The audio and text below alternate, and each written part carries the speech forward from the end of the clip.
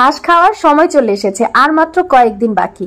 শীতের মধ্যে হাঁস খেতে আমরা সবাই অনেক বেশি পছন্দ করি। বাজার থেকে তেলে একটা বড় হাঁস নিয়ে এসেছিল, ওজন প্রায় 2.5 কেজির মতন হবে। এখান থেকে অর্ধেক পরিমাণ হাঁস আমি রান্না করব। হাঁসটাকে ভালো করে কুসুম গরম পানি দিয়ে ধুয়ে নিতে হবে। হাঁস রান্না করার জন্য একটা কড়ার মধ্যে পরিমাণ মতো তেল দিয়ে দিয়েছি, এর মধ্যে গোটা গরম মশলা দিয়ে দিলাম, সেই সাথে দিয়ে দিব 1/2 কাপ পেঁয়াজ কুচি। পেঁয়াজ কুচিটাকে বাদামি কালার করে ভেজে নিতে হবে। 3 টেবিল চামচ পরিমাণ পেঁয়াজ বাটা দিয়েছি, আর পেঁয়াজটাকে একদম মিহি করে আমি বেটে নিইনি। সেই সাথে আদা রসুন বাটা দিয়ে দিব 2 টেবিল চামচ পরিমাণ, 1.5 চা চামচ লবণ দিয়ে আরো কিছুক্ষণ ভেজে নিতে হবে। হাঁসের মাংস রান্না করার ক্ষেত্রে আদা রসুনের পরিমাণটা সমান দিতে হবে। অল্প করে পানি দিয়ে দিব যাতে মশলাটা পুড়ে না যায়। এখন আমি সব গুঁড়া মশলাগুলো অ্যাড করে দিচ্ছি। প্রথমেই 1 চা চামচ হলুদের গুঁড়া, মরিচের গুঁড়া 2 চা চামচ, ধনিয়ার গুঁড়া 1.5 চা চামচ, জিরার গুঁড়া 1.5 চা চামচ, আর গরম মশলা দিয়েছি 1 চা চামচ। অল্প করে গরম পানি অ্যাড করে দিব যাতে মশলাটা ভালোভাবে কষানো হতে পারে।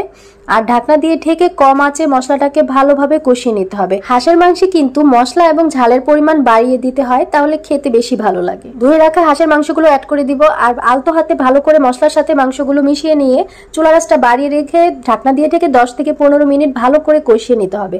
আর হাঁসের মাংস থেকে অনেকটা পানি বের হবে, ওটা দিয়ে হাঁসের মাংসটা ভালোভাবে কষানো হয়ে যাবে। ঢাকনা উঠিয়ে কিছুক্ষণ পর পর আমি নেড়ে দিয়েছিলাম, আর খেয়াল রাখতে হবে যেন পুড়ে না যায়। হাঁসের মাংসটাকে ভালো করে কষিয়ে নিয়েছি, এবার মাংসটা একটু ভেজে নিতে হবে, আর মশলাটাকেও ভাজা ভাজা করে নিতে হবে।